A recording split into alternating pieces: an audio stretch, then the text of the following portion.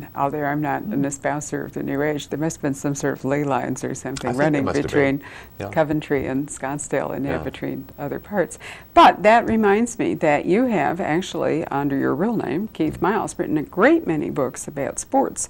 Most recently one about rugby, because you yourself are a notable rugby player, which are of course not crime, and many of them are nonfiction. But you've got, in fact, how many books have you written, Keith? About 60 or 70 altogether, many of those children's books. And again, across a whole range, I've written children's books about, well, adventure stories. I did a series 2 or 3 years ago set in a hospital.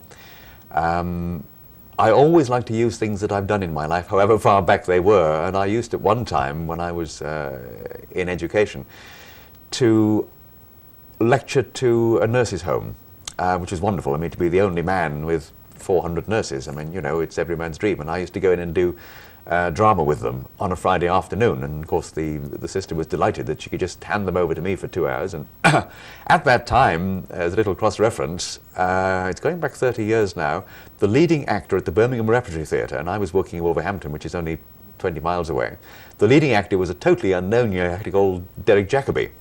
And I said, I will take all of you to see Derek Jacobi playing Jimmy Porter in Look Back in Anger. And the moment I'd done that, we saw everything that man did. We saw him play Troilus in Troilus and Cressida, we saw him play Bob Acres in The Rivals, and we saw that, well, Jacobi was a wonderfully varied actor, and we saw the whole of that. But all the experience I got working with those girls, I kept at the back of my mind. So when I was approached by somebody, first of all, to write a radio serial about a health centre, which I wrote for the BBC over a 2-year period. I wrote every episode of a 104-episode series. I was being fed material by the Health Education Council, which I could use. And I wasn't controlled, but I was asked to do particular stories in dramatic terms. I was asked to do an AIDS story, obviously, because AIDS was a big thing. The place I was doing it at had a huge drug problem, so I did a drug story. So there was a kind of educative side to my drama, as it were.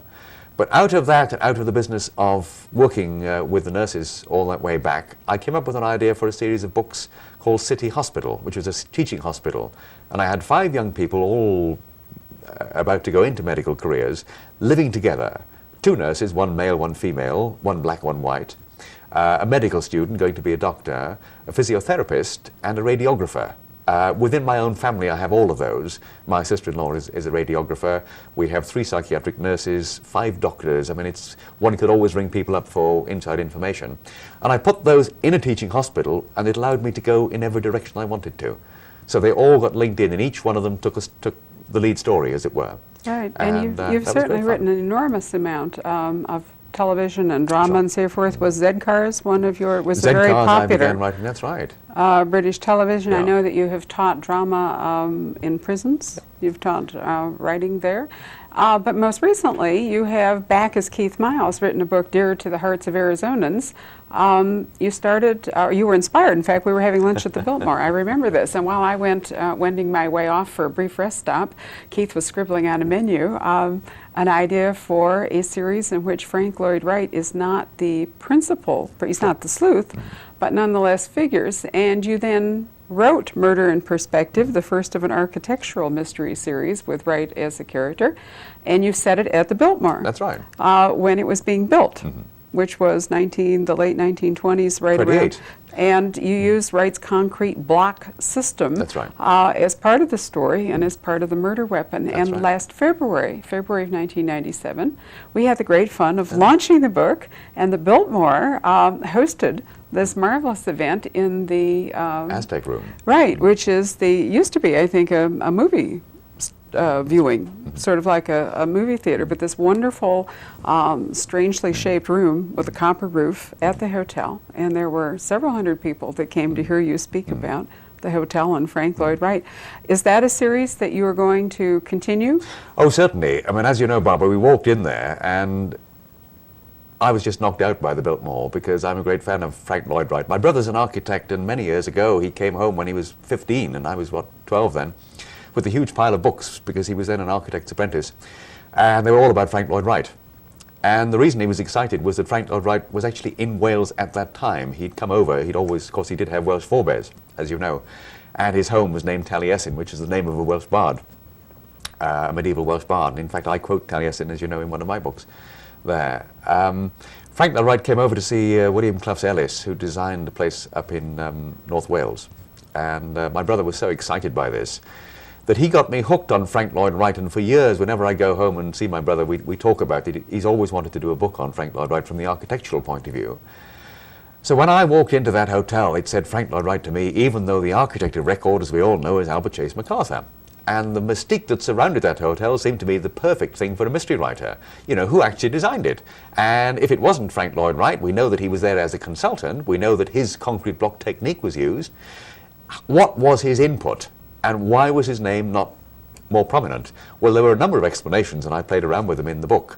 But as you say, because everything revolved around the concrete block itself, the ideal way to get to the heart of the mystery was to have one of my people bumped off by the concrete block. And that enabled me to get right into it. Now, my problem is I don't live in Arizona. I've been here, I don't know, 15, 20 times, I suppose. So I made my protagonist a Welsh architect, very much like my brother, moved back in time, who leaves a flourishing practice in South Wales, simply because he's written to Frank Lloyd Wright, as many people did from all over Europe. And Lloyd Wright says, you know, in effect, come up and see me sometime. Right.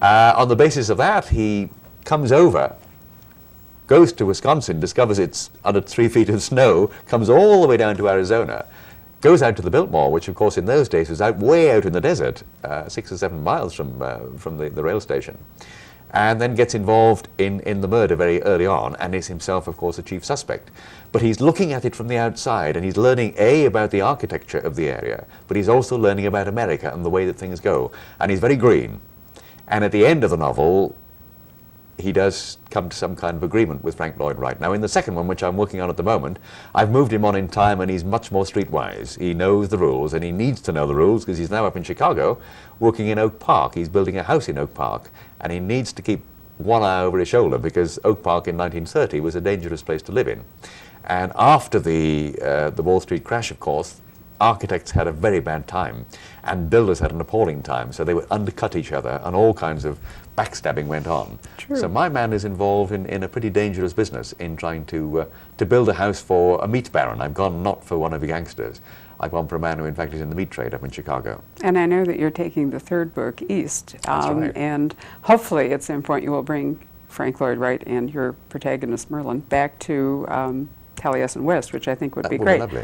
Well, it certainly will not come as a surprise to our viewers with this enormous career and your varied skills and talents to know that you are this year serving as chairman of the Crime Writers Association, which is the British professional body or professional organization for crime writers, in the same way that the mystery writers, well, not quite, because that's been a subject of debate. Sure, yes. But in any case, we have an American Mystery Writers Association, and Keith is currently the chairman of the Crime Writers Association, which is a wonderful honor, and I think certainly one that you have well earned and well deserved with your marvelous talents and prolific body of work. It's a very enjoyable position to be in, Barbara, to represent it, and it's very nice to have overseas members such as yourself. Well, thank you very much. And certainly has been a pleasure to welcome you to Scottsdale again and to another episode of the Criminal Calendar. Thank you for being with us. Thank you.